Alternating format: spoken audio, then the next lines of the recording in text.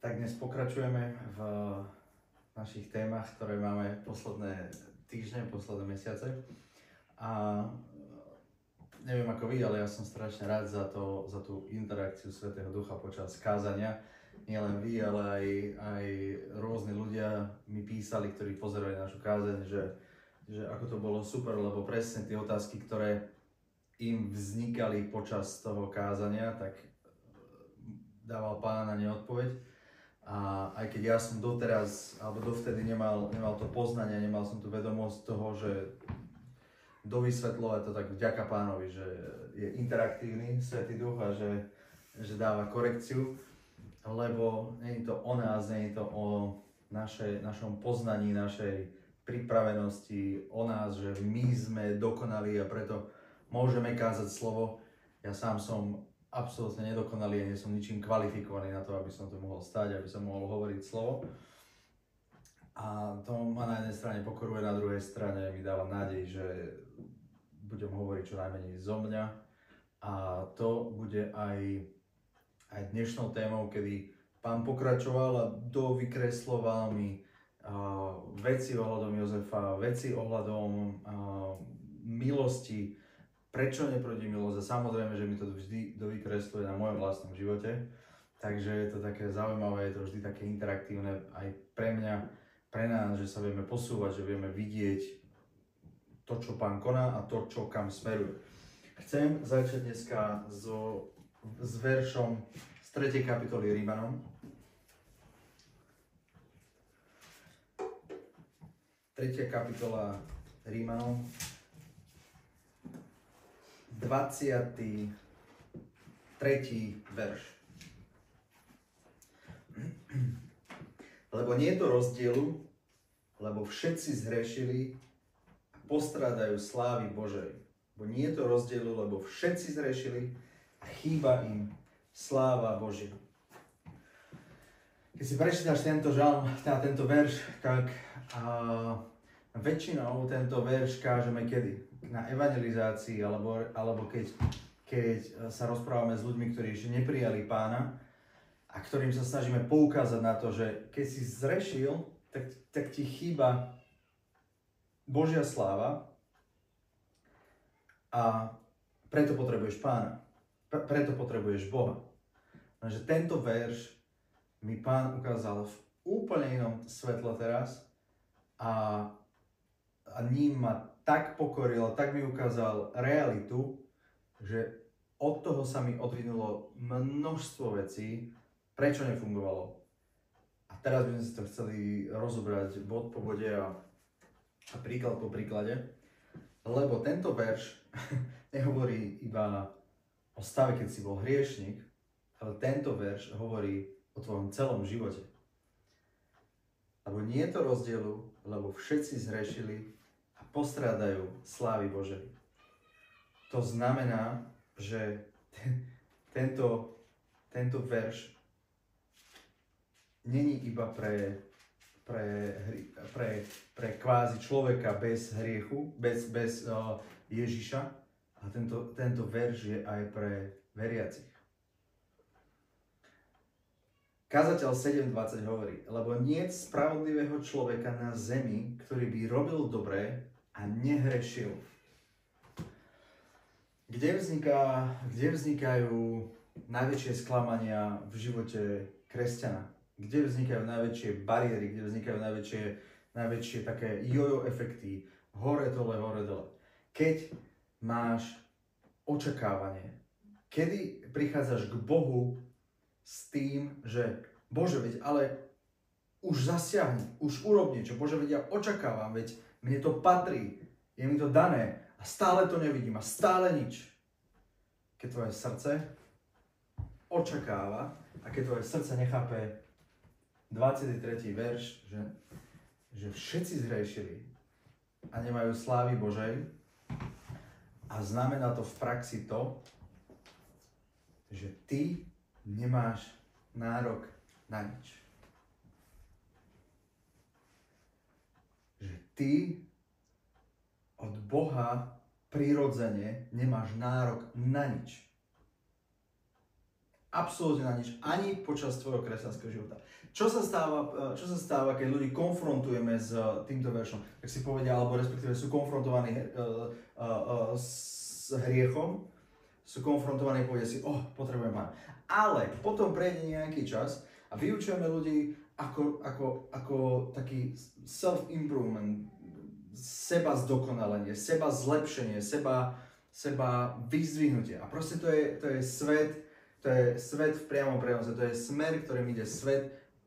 Ty to dokážeš, ver v seba, ty na to máš a keď budeš tvrdo makať, a keď toto. A ukazuje to stále na teba. A potom my v tom kresťanstve, keď sa dostaneme do toho kresťanstva, tak ideme a potom si povieme, ale ja už som na úzkej ceste. Ja už toto nerobím, tamto nerobím, ja už žijem ten život, ktorý počúvam kázne a čo hovorí Biblia. Ja už toto nerobím. A tu prichádza tvoj postoj srdca, ktorý hovorí, že aha, tak ja si niečo ale zasluhujem. A to sú tie očakávania, ktoré máš, a ktoré, že ja robím toto, ja urobím Bože svoju časť a ty urob svoju časť. To je doktrína priamo z pekla. To je šepkanie satana, lebo odhalím ti teraz jednu pravdu, ktorá ťa úplne oslobodí z tohto sinusoidového kresťanského života.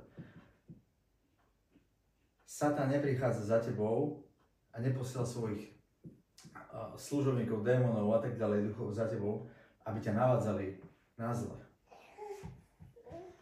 Aby ťa navádzali, aby ti povedali, že choď, daj si o jeden drink naviac. Pusti si túto stránku, pusti si to, čo ide v televízii, urob toto, choď tam. Tak nefunguje. On funguje, vieš ako? Veď sa snaž.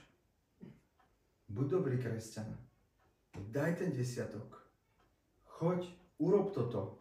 Urob tamto. Prečo to robí? Prečo toto Satan robí? A my si častokrát myslíme, že to je od Svätého Ducha. To je tak má byť, to je tak správne. To je, že je to morálne správne, má to tak byť. Ale prečo to Satan robí, prečo nás na to navádza? Bo vie, že to nedokážeme. Že sa začneš snažiť, že začneš chvíľku sa hecneš, snažíš sa, si hore a vtedy tvoje srdce čo? Pám, ide okamžite hore. Vtedy tvoje srdce sa nabopná ako ten kvas farizeov. Ja nerobím toto, ja som dobre. Ale nevydržíš to tak dlhodobo, stále, lebo si to ty. Lebo je to z teba vytvorené, je to z tvojej snahy, z tvojho tela, z tvojej telesnosti. A potom prichádza pád. A potom padneš tak hlboko, ako vysoko si vystúpal. Keď si zrazu v nejakom dobrom stave, podľa týchto kritérií, tak si hore a potom bum, ide strmý pád nadol. A takto žiješ, hore dole. A potom prichádza čo? Sklamanie. Potom prichádza zatvrdenosť, potom prichádza horkosť, potom prichádza prázdnota. A čo je vtedy nepriateľovi najľahšie? Ťahať ťa, ako si zmyslí a kade si zmyslí. Lebo ťa má v hrsti, lebo už máš prázdnotu, lebo že Bože, veď, ale ja som takto žil. Ja som sa snažil, ja som urobil všetko, čo som mal robiť. Robil som to najlepšie, veď som dodržiaval zákon, dodržiaval som desatoro, robil som dobre, toto. A nič. A to je presne to, čo sa dialo Jozefovi. Keď sme sa bavili o Jozefovi. Robil a bum. Horšie. A viete, prečo to tak je? Lebo stále máme vieru v seba, že my dokážeme niečo. Nevidíš samého seba v pravom obraze, ako to hovorí slovo, lebo niet spravodlivého človeka na zemi, ktorý by robil dobre a nehrešil. Niet takého. A to neznamená človek pred obrátením a po obrátení, pred znovuzrodením a po znovuzrodení.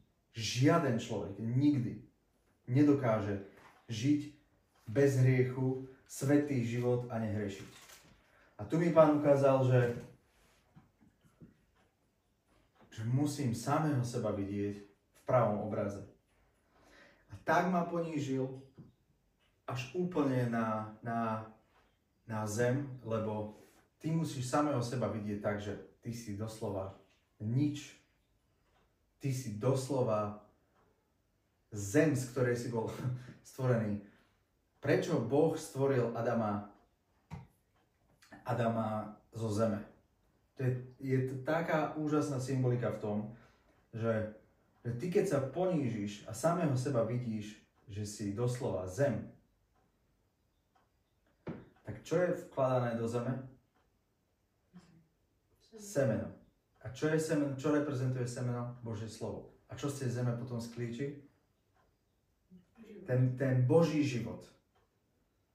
Čiže ty, pokiaľ sa neponížiš a nebudeš, že Bože, naozaj ja sám zo seba neviem urobiť nič, neviem byť nikým, tak stále si iba nabopnaný ako balón, ako melón a toto je ten kvas. Pavel hovorí o tom kvase, že stále sa chválite. Vaša chvála nie je dobrá. Namiesto toho, aby ste videli tú realitu a tú pravdu, že prečo sa chváliš, keď si niečo dostal, ako keby si to nebol dostal. Ako keby si to zaslúžil. Keď to není z teba. A tu chcem ukázať príklad apoštola Pavla, lebo na ňom je to najkrajšie vidno. Ten jeho progres. Lebo kresťanský život není o tom, že tak ja som bol hriešnik, teraz som sa znovu zrodil a prestávam tieto hriechy robiť také seba zdokonalovanie. Že prestanem teraz toto a prestanem tamto. Áno, Boh nás prijíma takých, akí sme, ale musíme sa zmeniť. O tom to nie je kresťanstvo, toto je len ďalšia forma náboženstva. Takýchto náboženstiev je buddhizmus, hinduizmus a všetky náboženstva ti hovoria, čo máš a čo nemáš robiť. Kresťanstvo ti jediné hovorí, ty nedokážeš urobiť nič. Ty si prach a na prach sa obrátiš. A my sme sa tak nábožensky to už naučili hovoriť. Krásne sme sa to naučili hovoriť. Bože, nič so mňa, ale všetko z teba. Ďaká ti, Pane, a tak ďalej, a tak ďalej. A som iba hriešnik zachránený milosťou a som spravodlivý, ktorý hreší a tak ďalej. A to si všetko rozoberieme, lebo potom ti to dáva, že tak ako môžem byť spravodlivý? Tak ako môžem byť spravodlivosťou? Ako mám nárok na to, čo mi je dané od Boha a tak ďalej. A všetko si to rozoberieme. A dám ti teraz konfrontačnú vec, ktorá bude konfrontovať tvoje vlastné srdce. Ktoré ti odzrkadlí realitu a pravdu. My krásne hovoríme, že áno, Pane, všetko z teba a nič so mňa, že ja som taký nehodný a tak ďalej. Ale to je len krásne hovorenie, ale v skutočnosti tomu neveríme. A rozdiel medzi nami a Pavlom je ten, ja vám vykreslím Pavlové srdce, rozdiel medzi nami a Pavlom je ten, že Pavol tomu naozaj veril. A vieš, prečo tomu neveríš ty? Bám, idem ťa chytiť teraz. Stalo sa ti niekedy, že si čítal Bibliu, ešte k tomu Adamovi. Adam bol z prachu. Adam bol z prachu vytvorený a vdýchol Boh do neho život. A ako bola stvorená Eva? Eva bola z Adamovho rebra. Čo to symbolizuje? Celá Biblia je o Ježišovi. Čo to symbolizuje toto? Adam bol daný do hlbokého spánku. V hebrejčine hlboký spánok a význam toto je, že išiel na smrť. Že bol daný do smrti. Čiže Adam zomrel. Otvorené mu bolo rebro. To znamená čo? Krvácal. Bola krv. A z jeho rebra bola daná manželka. To je obraz Krista. Kristus zomrel, krvácal a z neho sa narodila jeho nevesta. My. A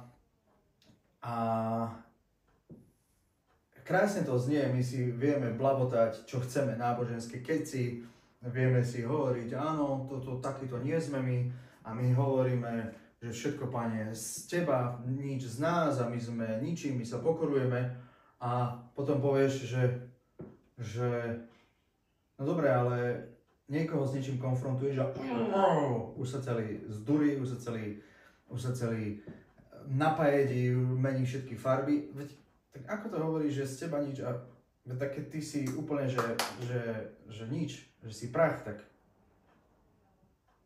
ťa to nemôže ani konfrontovať. To len ukazuje tvoje srdce. To len ukazuje to, že ty samého seba stále veríš. Samého seba máš v dobrom svetle. Že ty neveríš sám, ty si sám o sebe nemyslíš, že si tak zlý. Stále sa pozeráš na druhých ľudí a pozeráš na nich, že oni sú horší ako ty, lebo ty toto nerobíš. A prečo hovorím, že ty sa takto správaš, lebo ja teraz nekážem k tebe, ja to hovorím tak, ako mi to hovoril Pán, k mojej osobe, preto to hovorím samému sebe. A preto to môžem hovoriť, lebo nekonfrontujem, nejdem na vás ukazovať, ale ukazujem sám na seba, preto to tak hovorím. Lebo ja sám o sebe som si myslel, že Pane, už teraz chápem milosť, ty si mi dal zjavenie milosti, už teraz chápem všetko a tú milosť som neprijal ako milosť, ale tú milosť som zobral len ako návod na to, ako ho mám ja použiť, aby to fungovalo. To znamená, prišlo zjavenie milosti, fajn, Pán ma oslobodil, mnoho práv, mnoho vecí oslobodilo moje srdce, ale potom sa stalo to, že on mi ukázal, že proste nič zo mňa a všetko iba z teba, že všetko iba z Boha musí byť a že nemám sa starosti, mám to všetko nechať jemu.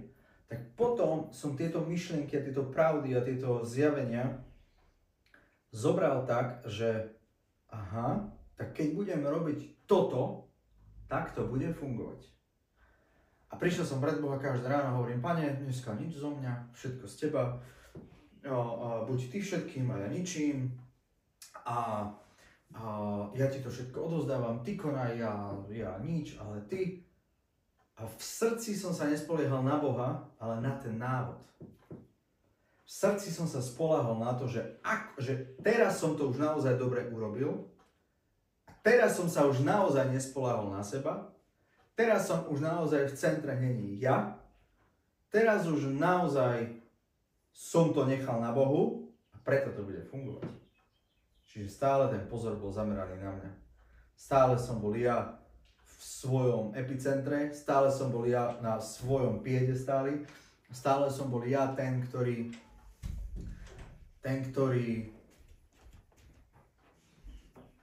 vzťahoval tie Božie požehnania, dokazoval tie výsledky tým, že som správne to robil. A späť k tomu, ten lakmusový papierik, ten test je ten, že čítal si niekedy Bibliu s tým, že sa opýtal, že ako je možné, že Adam zjedol to jablko. Že ako je možné, že alebo to ovocie, neviem, či to bolo jablko. Alebo že Eva to zjedla. Alebo druhá vec, že Judáš 3,5 roka chodil s Ježišom. Ako to mohol urobiť? Bám. Asi chytený. Asi si usvedčený. Bám, vinný. Sám o sebe si nemyslíš, že si tak zlý ako Judáš. Sám o sebe si nemyslíš, že by si to nikdy neurobil v raji, veď kde nebolo pokušenia, nebolo hriechu, nebolo bolesti, nebolo ničoho. Ako to tá Eva mohla? Bám, máš to. Toto mi ukázal Pán. Toto mi ukázal Pán, že ako je možné, že ty si to myslíš o nich a ty sami o seba nevidíš. A tu je to, že my tie krásne keci, normálne je do grcania z toho už, krásne keci náboženské hovoríme, ale nevidíme tú realitu našich srdc. A pokiaľ je to takto, tak Boh je... Kedy bol Jozef oslobodený? Keď už prestal dúfať samého seba. To sme si už hovorili, keď Boh ho prevádzal všetkými tými inštanciami. A potom na druhý týždeň ma Pán konfrontoval, že ale nebolo to tak, lebo tvoje srdce sa vie tak rýchlo nabopnať, lebo to nebolo tak, že keď sa Jozef dostal do dobrého štádia a už do toho momentu, že to nerobil, tak Boh to mohol požehnať. A to by nabopnalo čo? Zase len teba. Nie, Jozef sa musel dostať do štádia, že nič, proste, že že Pane, že pozrel som sa na reálneho seba, samého seba, aký som. Potom to mohlo rásť, to semeno mohlo rásť. Keď sa naozaj znížil, keď sa naozaj priblížil tej zemi a povedal, že ja nemôžem. Mojžiš kedy? Keď si myslel, že on je vysloboditeľom Egypta a zabil Egypťana, Izraela a zabil toho mladého Egypťana. 40 rokov alebo koľko, 20 rokov bol na púšti, či koľko teda mimo, si ho Boh nemohol použiť. Prečo? Lebo stále vedel seba. Potom keď prišiel k ohňovému kruhu, tak tam sa ukázalo, že prečo je písané, že Mojžiš bol najpokornejší, lebo si najviac uvedomoval, že ja som nič. A my stále veríme v seba. Apoštol Pavol, k tomu prejdeme. Dávid. Kedy bol si to Dávid konfrontovaný? Samozrejme na púšti, keď ho prenasledoval Saul, lenže potom sa stalo čo? Potom sa stala tá veľká zlá vec s Batšebou. A 51. žalm hovorí o čom? My 51. žalm vykladáme úplne zle. Hovoríme o tom, že to je žalm, ktorý hovorí, že máš vyznávať svoje hriechy. Ale 51. žalm hovorí o niečom úplne inom.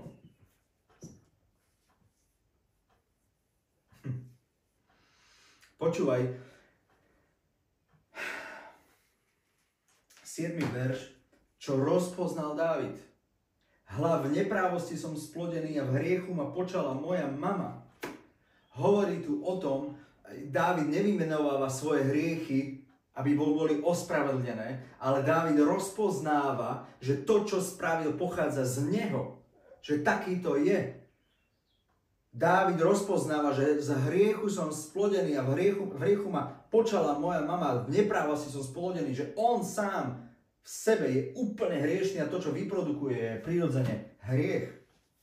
Toto rozpoznal Dávid. A o tom hovorí 51. žalm, že objel ma budem belší ako sneh, stvor mi nové srdce a priamého ducha, lebo vedel, že že ja až potom mohol byť znova navrátený, potom mohol byť znova obnovený, potom mohol znova ísť. Peter. Čo sa stalo Petrovi? Kedy bol Peter na najvyššom výslení? Keď odťal Malchusovi ucho v záhrade, keď sa pozeral na ostatných, na ostatných 11 a povedal, keby ťa všetci odpustili, ja ťa neopustím. Prečo to povedal? Lebo si myslel, že sú lepší ako ostatní. Že je lepší ako sú ostatní. Ale tam bol aj jeho brat.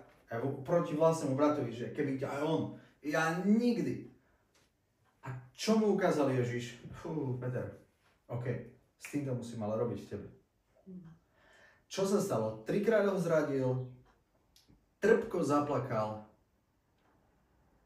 a potom sa dostal do štádia. Kedy sa dostal do štádia? Že Ježiš bol znovu zrodený, vzkriesený, on ho videl a povedal, že ja idem radšej loviť ryby. Ja už nie som ani jeho učeník. Že ja som tak na tom, že ja sám som v sebe taký, že idem loviť ryby. Tam ho Ježiš obnovil. Keď si to uvedomil, tam na brehu mu dal raňajky a 3-krát mu povedal. Lebo Peter, keď povedal, že zaprel ho, 3-krát ho zaprel a posledný krát ho zaprel s preklínaním a s kliatbou a s nadávaním. A musíš chápať ten kontext, prečo to je v Biblii takto zaznamenané. Lebo vtedy, keď si robil zmluvu a keď si mal s niekým zmluvu a 3-krát si takto ju vyslovene povedal, tak si ju vypovedal a stal si sa kategoricky, doslova, odtiaľ si samého seba od Ježiša, ešte si na to prisahal, ešte si na to klial, nič s ním nemám, z tohto človeka absolútne nepoznám po 3,5 roku. Nepoznám ho, nemám s ním nič, nechcem ísť nič proste s Ježišom.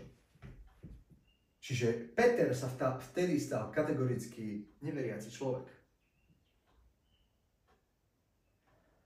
Tam ho Ježiš mohol obnoviť. Tam Ježiš mohol obnoviť Dávida. Tam Ježiš mohol obnoviť Jozefa. Tam Ježiš mohol obnoviť Mojžiša. Tam Ježiš mohol obnoviť Pavla. Ale nás netreba obnovovať. My už máme návod, ako treba žiť, čo treba robiť. A ten je horší ako som ja, tak som spokojný. ten je lepší, ale to je nič, ale ja som stále. A potom máš očakávania od Boha a máš také, že tvoje srdce je v postavení niečo za niečo. Ja už nebudem robiť toto, ja sa zlepším a Bože, očakávam od teba teda to požehnanie. Očakávam od teba tie výsledky, niečo za niečo. A tvoje srdce niečo za niečo môže byť len kedy? Kedy máš stále o sebe vedomie, že si to zaslúžiš a niečo ti prináleží. A že môj milý, moja milá, nezaslúžiš si nič. Nič si nezaslúžiš. Nič. Si špinavé bahno. Ako ja. Nič. Ani v tvojom kresťanskom živote, lebo všetky tvoje spravodlivosti sú ako ohavné ruko.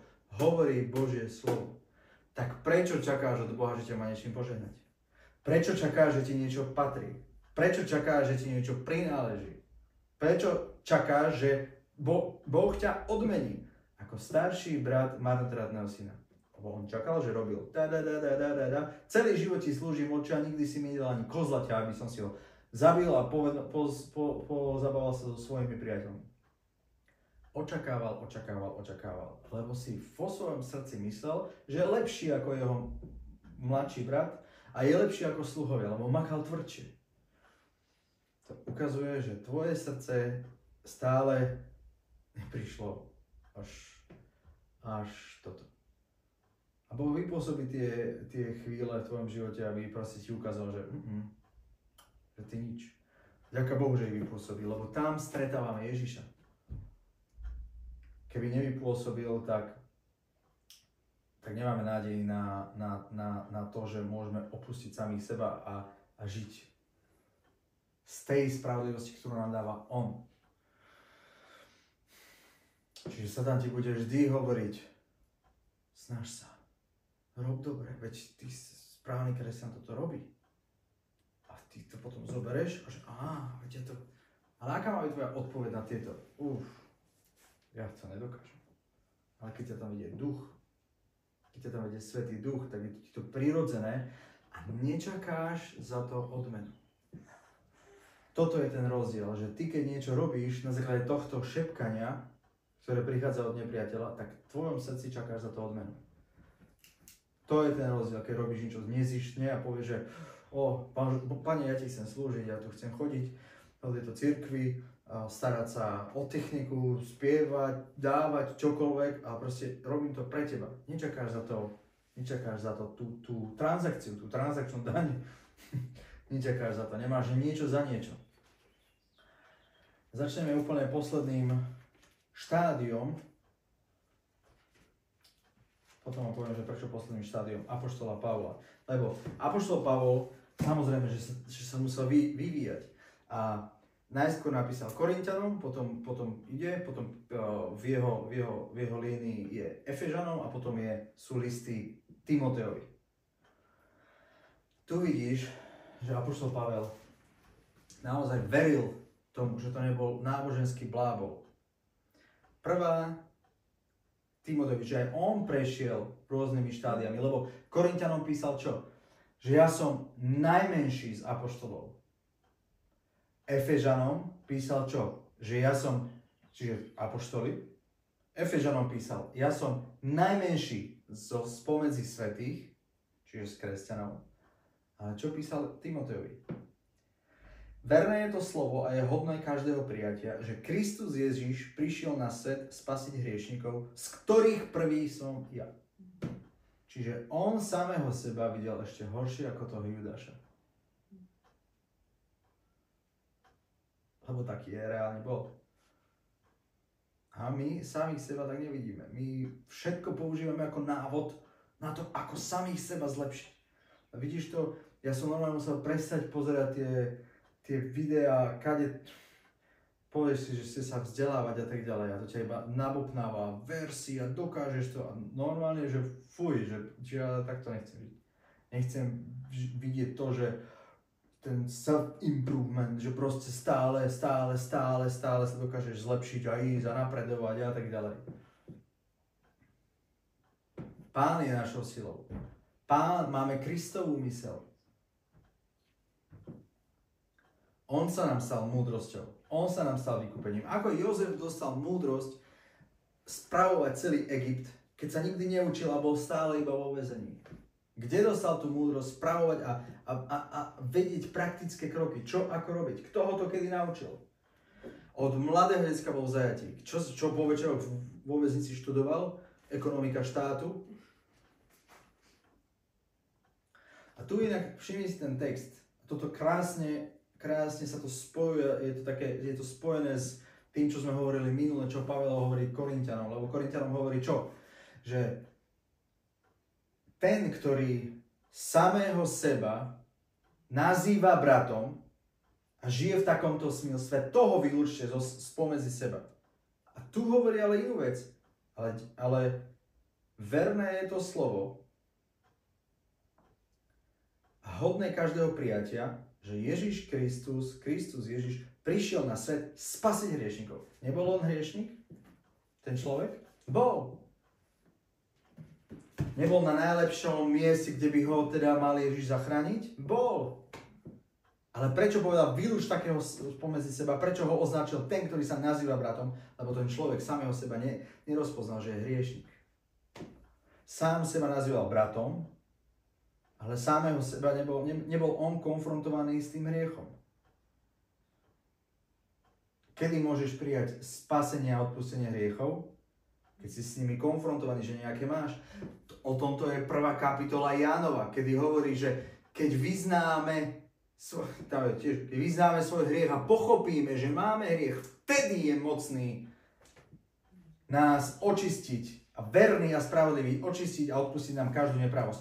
A v 10. verši hovorí čo? Lebo keď povieme, že sme nehrešili, jeho nazývame klamárom. A prečo? Prečo ho nazývame klamárom? Lebo Boh povedal, že poslal svojho syna za tvoj hriech. A ty keď povieš, že nehrešiš, tak kto klame? Ty alebo Boh? A o tomto je celá 1. kapitola Jánova, že halo, uvedom si, že ty keď chodíš v tme, tak nemáš spoločenstvo s nami a my máme spoločenstvo s ním a s jeho synom. O tomto je 1. kapitola Jánova, kedy hovorí, rozpoznaj, veď on to adresuje gnostikom, ktorí hovorili, žiaden hriech neexistuje a tieto nezmysly. A hovorí o tom, že ale halo, rozpoznaj, že si hriešný, že potrebuješ záchrancu, potrebuješ spasiteľa. Inak je márna jeho obeť. A čiže apoštol Pavel samého seba videl ako horšieho ako Judáša. To je trošku sila, nie?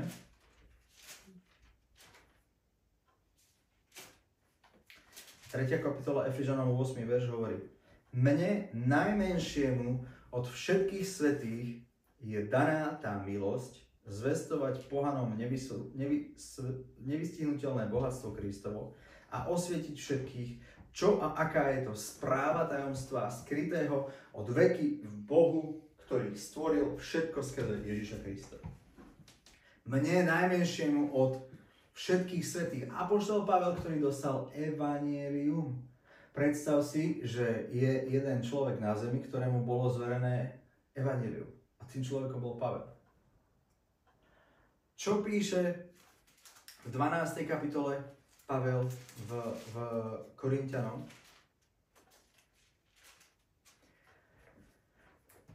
Aby som sa pre veľkosťou zjavení nepovyšoval, daný mi je osteň do tela, anjel satanáš, aby ma pohlavkoval, aby som sa príliš nepovyšoval. Za to som 3-krát prosil Pána, aby odstúpil odo mňa a Pán mu odpovedal: dosť je moja milosť, lebo moja moc sa dokonáva v slabosti.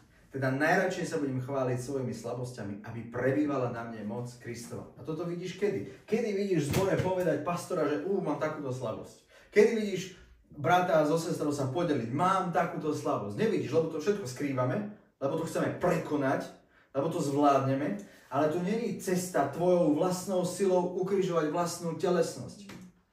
Bežíš úplne opačný beh. Ako prvé zjavenie, prvé uvedomenie, keď som dostal zjavenie spravodlivosti a milosti, bolo to, že my sme bežali 30 rokov kresťanstva za spravodlivosťou a neuvedomili sme si, že spravodlivosť je naša východzia pozícia. Bežali sme opačným smerom. A teraz sa beží opačným smerom, že seba zdokonalenie, keď nevidíš, že ty si mŕtvý, že ty v tebe, v tvojom tele, v tvojej telesnosti nie je nádej. Čo mám teda robiť? Vidieť samého seba v svojom srdci, že ty nič, ale tu prichádza na rad viera. Tu prichádza na rad viera. Tu prichádza na rad Kristus. Tu prichádza na rad. Spolu s Kristom som ukrižovaný. Nežijem už ja, ale žije vo mne Kristus. A to, čo žijem teraz v tele, žijem vo viere Syna Božieho, ktorý si ma zamiloval a vydal samého seba. Nežije Pavel sám sebe, ale žije, že Pane, ja nemôžem, ja to nedokážem, ja neviem, ale ty áno. Toto znamená žiť v ňom. Toto znamená byť zakorenený v ňom. Toto znamená sa nadiať na neho. Toto znamená v ňom byť ukotvený, v ňom chodiť, jeho nasledovať. On má byť stredobodom tvojej pozornosti. Nie ty sám, ako ty prekonáš toto, ako ty zvládneš toto, ako ty. Prečo? Lebo v tvojom srdci ešte stále je to, že ty veríš samého seba. V tvojom srdci je ešte stále nádej, že z teba môže niečo byť. A zlé. Čiže Pavel trikrát prosil Pána, aby odstúpil od neho tento satanov posol, a nebola to choroba. Bolo to prenasledovanie, ktorým Pavel musel prejsť. A prečo? Lebo keď prišiel Pavel do mesta, tak vedel, že povie evanjelium a bude z toho poprask, že ho budú ľudia naháňať, že ho budú kameňovať, že nevedel si ani možno predstaviť, že čo sa bude diať v ďalšom meste. Ale vedel, že Pane, ja to nedokážem ovplyvniť, ja sa nedokážem im vyňať spod moci, spod kontroly, ja nedokážem byť taký šikovný, aby som predvídal, ja proste, buď ma ty zachrániš, alebo nie. Buď ma ty vyslobodíš, alebo nie. A v tých Efežanoch hovorí, najmenšiemu od svätých je mi daná milosť zvestovať pohanom nevystihnutelné bohatstvo. Mne je tá milosť daná.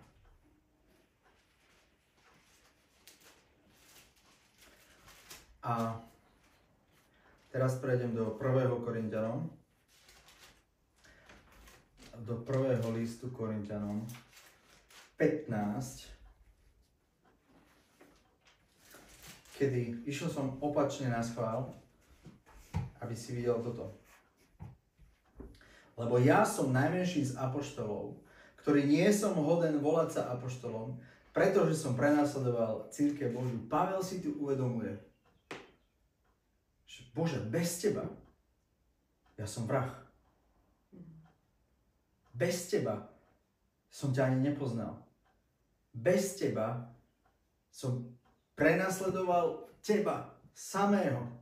Myslel som, že ťa poznám, myslel som, že ti slúžim a prenasledoval som teba samého. Ale teraz. Ale milosťou Božou som to, čo som. A jeho milosť mne preukázaná nebola nadarmo.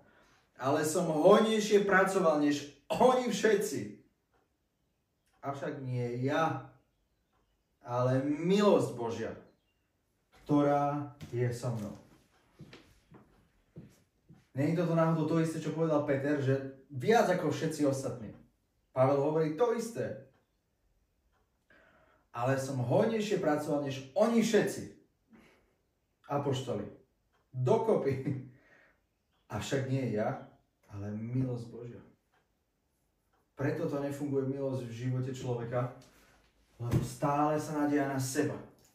Stále vidí, Bože, ako to funguje v živote. Toto zvládnem, tu ťa nepotrebujem, ale toto je už nad moje síly, tak tu ťa budem prosiť a tu sa na teba spoľahnem a tu ťa potrebujem. Ale toto je moja komfortná zóna, ktorej sa viem pohybovať, vyštudoval som toto, viem toto pracovať, viem tu sa hýbať, viem tu, toto viem takto pracovať, tu je to OK, ale táto oblasť, A chce od Boha iba, aby teba zdokonalil. Namiesto toho, aby sme videli, že náš dých je v jeho ruke. Namiesto toho, aby sme videli, že sa ráno zobudíš a ani neotvoríš oči, keby on ti nedal silu ich otvoriť. Každý jeden úder tvojho srdca dáva on. Každému jednému steblu trávy dáva on rásť. Zem by sa netočila, keby ju on nekrútil. Slnko by nevyšlo, keby on ho nedal výjsť. Hviezdy by neboli na svojom mieste, keby on nepovedal svoje slovo. Stoj tam. A toto nevidíme. Vidíme iba všetko ostatné, ale nevidíme túto základnú pravdu. Že sa potrebujeme pozrieť realite tvárou do očí a vidieť, že to, čo som a kým som, je len milosť Božia. Ale tu zároveň prichádza tá smelosť, že pozri sa na seba samého, ale vidíš, že Bože, ja nemám žiadnu spravodlivosť. Žiadnu. Nič. Není na zemi človek ani po znovuzrodení som nezhrešil, aby som si niečo zaslúžil. Potrebuješ milosť za milosť, milosť za milosť. Neprináleží ti nič. Nič. Ani žiť ti neprináleží.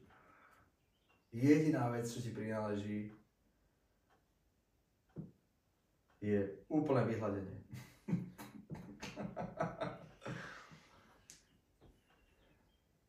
Pokiaľ samého seba neuvidíš takto, tak nikdy nebudeš vidieť v plnosti milosť. Pokiaľ je to ty a Ježiš, pokiaľ ty a trošku milosti, a o tom toto je.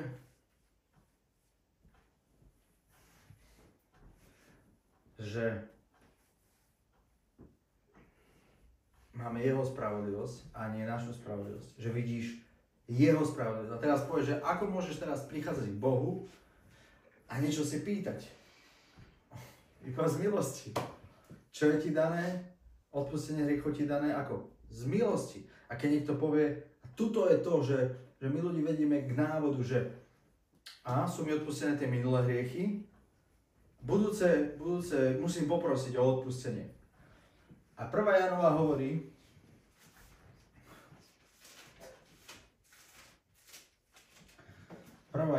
hovorí,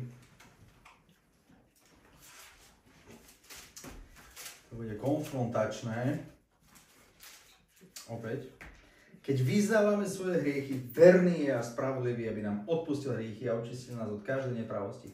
To sme si už hovorili. To znamená, že ty, keď to pojmeš takto nábožensky, tak ty znova s Bohom robíš len niečo za niečo. Robíš s ním iba nejakú transakciu. Lebo v tomto prípade, pokiaľ by sme išli naozaj na hranu, tak a zobereš 100% Božie slovo, že je pravda Božie slovo alebo nie? Je.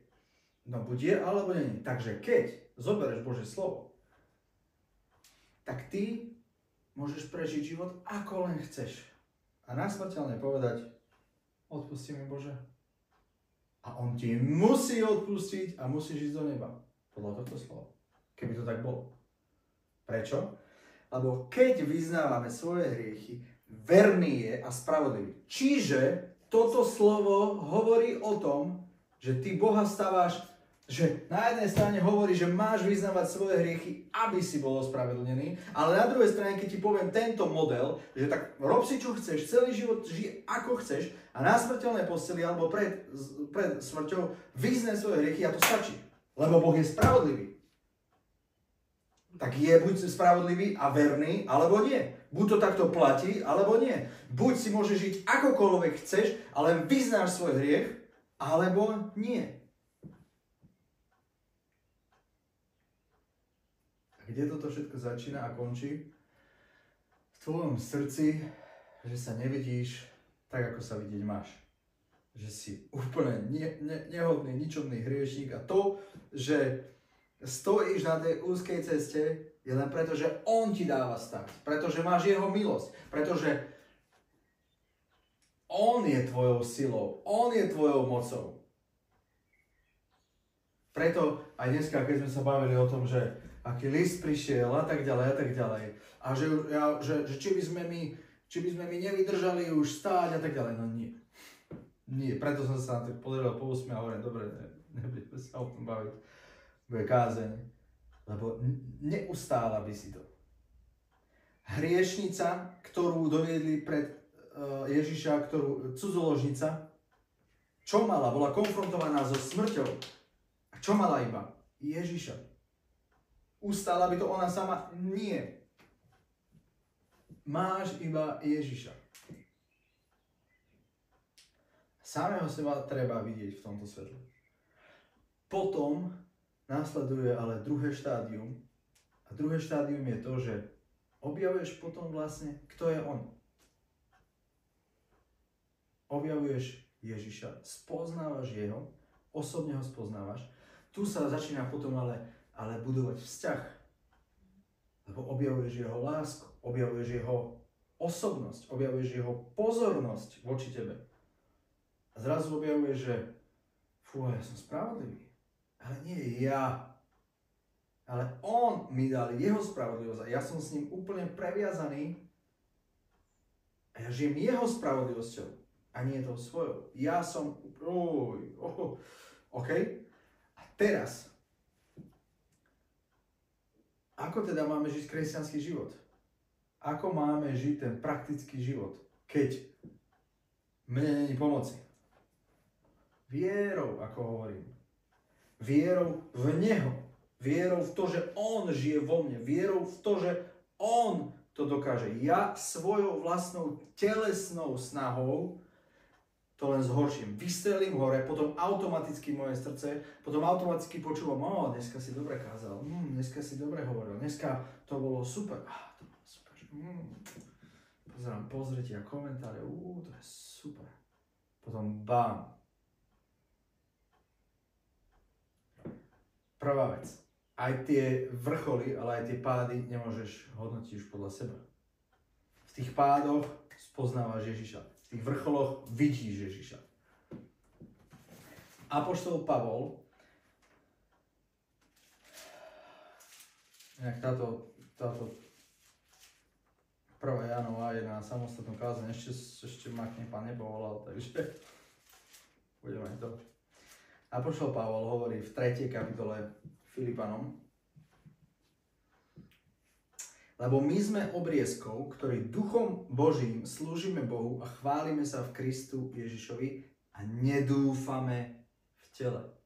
Nedúfame v tele. Telo znamená telesnosť. Telo je definícia telesnosti. To už sme hovorili veľakrát.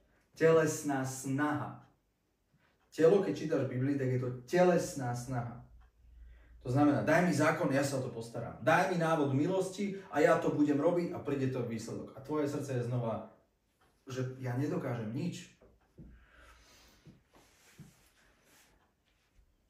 Duchom Božím slúžime Bohu.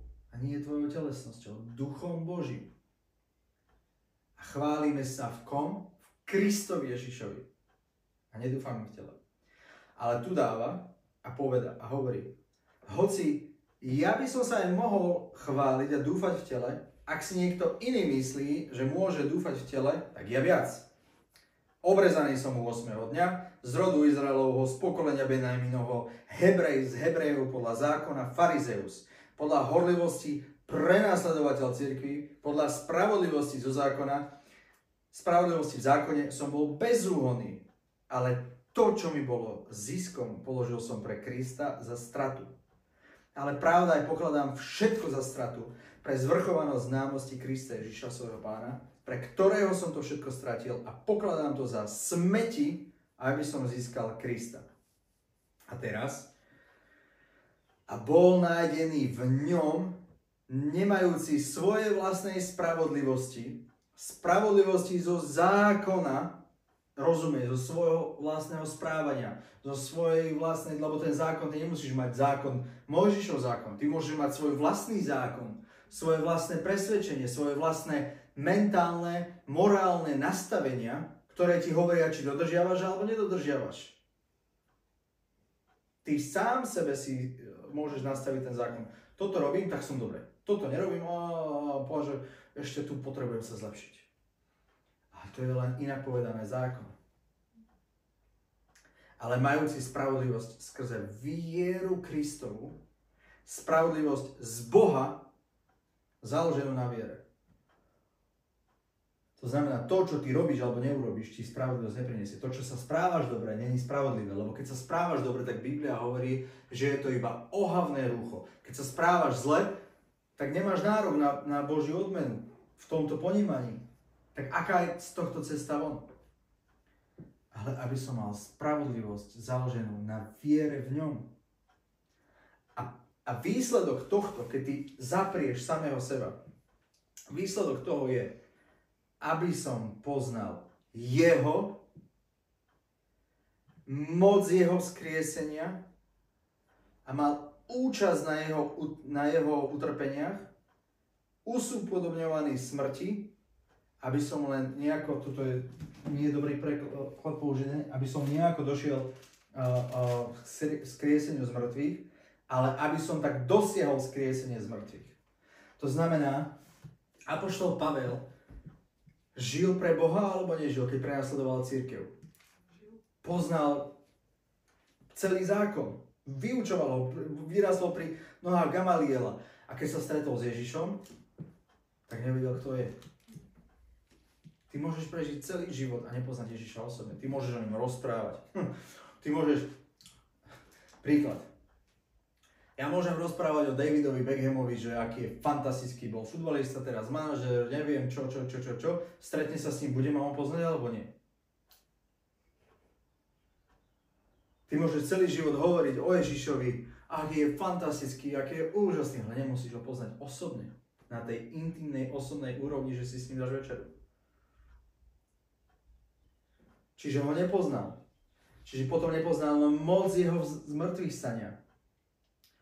A všetko zapiera, Pavel všetko zapiera, aby poznal účasť na jeho utrpeniach. Čo boli jeho utrpenia? Jeho utrpenia bolo kde? Na kríži. Aby mal na nich účasť. Čo je účasť? Je večera Pánova. Bereš telo a bereš krv. Aby si mal účasť na tom, čo sa dialo na kríži. Že aha, ja keď mám účasť na tom, tak moja choroba bola tam. Moje prekliatie je tam. Moje vyslobodenie je tam. Všetko je tam a ja chcem mať na tom účasť. Ale keď ty vidíš samého seba, že ty potrebuješ ešte samého seba zdokonaliť, tak nie si na kríži s Ježišom, ale si sám vo svojej rovine žitia a fungovania, lebo nevidíš Ježiša ako vysloboditeľa, vidíš samého seba ako vysloboditeľa. Tam. To bola riadna hĺbka. Nevidíš Ježiša ako svojho vysloboditeľa, ale vidíš seba samého ako svojho vysloboditeľa z terajšej situácie. Dajte mi ľudí, ja to udelám. Vidíš samého seba, že daj mi návod, ja to urobím. Daj mi zákon, ja nepotrebujem Boha, ja to urobím. Daj mi návod, ako mám robiť v tejto mojej situácii, ja to budem robiť a ja to urobím. Som si sám sebe Bohom. Čiže aby som mal účasť na jeho utrpenia a beriem na seba podobu jeho smrti. Pripodobňujem sa jeho smrti. Čiže čo? Ja som zomrel s ním. Toto znamená, beriem na seba, tu je ďalší point, beriem na seba podobu z jeho smrti. Pripodobňujem sa. V gréčtine je použité slovo, že sa úplne stotožňuješ, zjednocuješ, pretože si s ním previazaný. Ja som zomrel tam na kríži spolu s ním. Beriem na seba podobu jeho smrti. Aby som tak... Prečo je toto všetko? Aby som tak dosiahol skriesenie z mŕtvych. Čo sme si hovorili naposledy? Ten život, tá smrť na kríži z niečo znamenala. Ale my ako kresťania máme žiť po kríži, máme žiť tým životom. Aby som tak dosiahol skriesenie z mŕtvych. Nie, toto nehovorí o tom, že keď budem toto robiť, tak budem skriesený z mŕtvych. To nedáva logiku, veď keď som mŕtvy, tak som mŕtvy. Ako môže dosiahnuť skriesenie z mŕtvych? Pavel tu hovorí o terajšom živote. Hovorí o tom, aby tá moc skriesenia naplno prúdila, aby som žil tým životom, ktorý je po kríži v Ježišovi Kristovi. Ale na to všetko potrebujem zabudnúť úplne na seba. Úplne samého seba vidieť, že čo sa tu ale potom vie, čo je potom tu vie byť druhý fenomén. Keď sa pozeráš na seba, ja som taký nehodný hriešnik, tak teda ja nemám nádej na nič. Ja teda z tejto kázne, Ďakujem, Svätý Duchu. Dobre.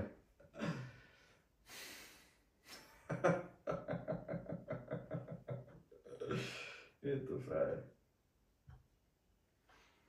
Ešte mi povedal teraz Svätý Duch. Zase v priamom prenose. Že ak ti vystala myšlienka z tejto kázne, že si teda úplne nehodný hriešnik a čo máš robiť? Tak si stále vo svojej pýche. To povedal on. Nie ja. Obvinujte jeho a obvinujte jeho slovo. Ja čítam jeho slovo. Ja nehovorím svoje domnienky. A stále si v tej pozícii, že čo mám robiť? Že čo mám robiť? Čo mám urobiť? Čiže ty znova len chceš návod. Teraz som bol konfrontovaný s niečím, čo sa ma dotýkalo, čo som videl, čo som ja vlastne. Čo mám robiť? Ty nemáš čo robiť.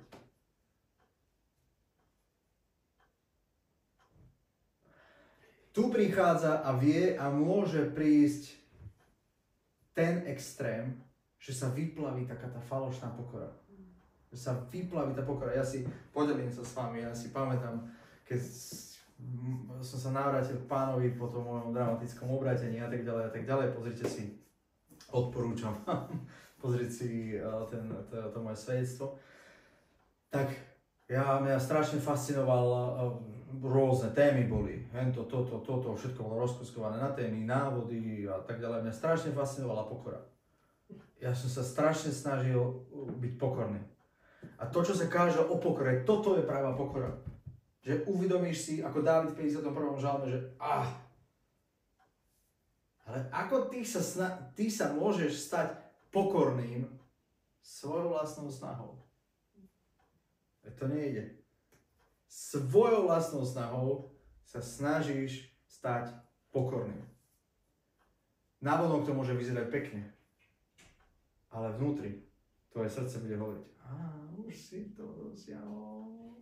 My sme raz prišli na takú návštevu, boli sme pozvaní k bratom na takú skupinku a ja som prišiel a sadol som si, takto som bol. Niekto sa ma niečo opýtal, dáš si piť? Nie. A nech si dať jedlo? Nie. Keby to bola moja manželka, tak to dosvedčí. Takto som sedel celý večer. Pane, ďakujem ti. Toto som myslel, že zapieram niečo svojou vlastnou snahou. Prišiel som domov a som si to analyzoval. Mohol som byť ešte. Ešte som toto tam. Možno som bol nahlas. Takto som šiel. Koľko Miška, počujete ma?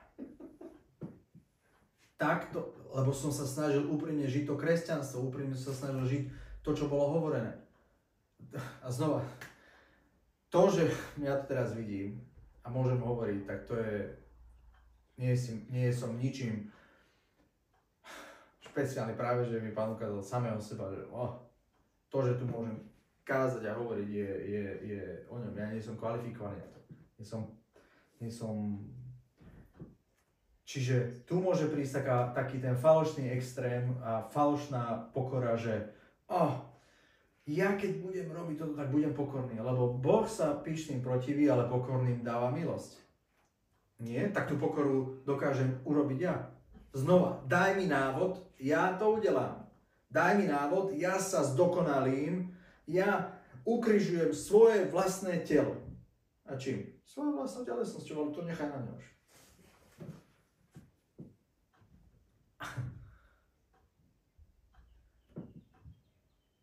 Potom žiješ s Bohom. Ja som urobil svoju časť a ty svoju časť.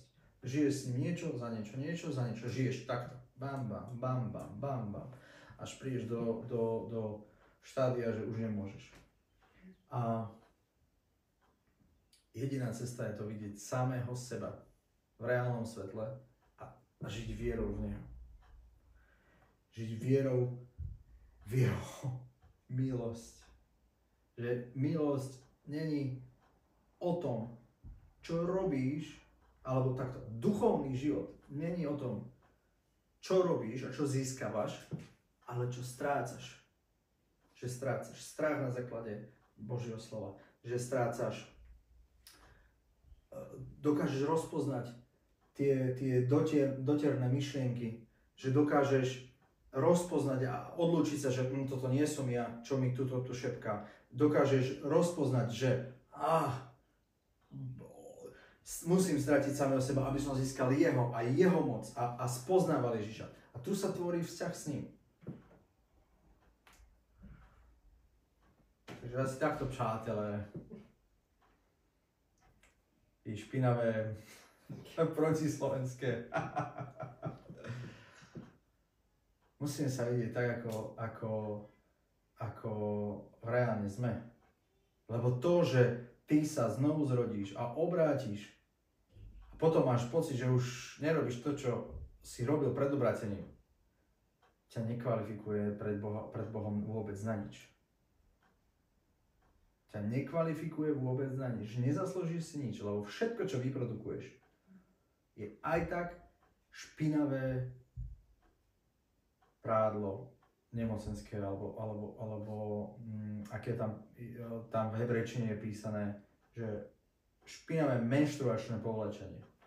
Takto to opísal Izajáš v Zjavení Božom. Ale keď tu skončíš, tak môžeš začať s tou spravodlivosťou. Môžeš začať s tou smelosťou, že aha, tak už nie pre mňa, ale tu je tá smelosť a tu sa ti otvára ten život. Tu je to vykúpenie, tu je ten vzťah, tu je tá istota. Na tomto to celé je založené. Nie na mojich pocitoch, nie na mojich domnienkach, nie na mojich myšlienkach, nie na mojom očakávaní za niečo. Tu čistá milosť, Páne, v Tebe. A zrazu máš otvorený celý vesmír spojený s Pánom len preto, lebo si uvedomil, že ja nie, ale Pane, Ty.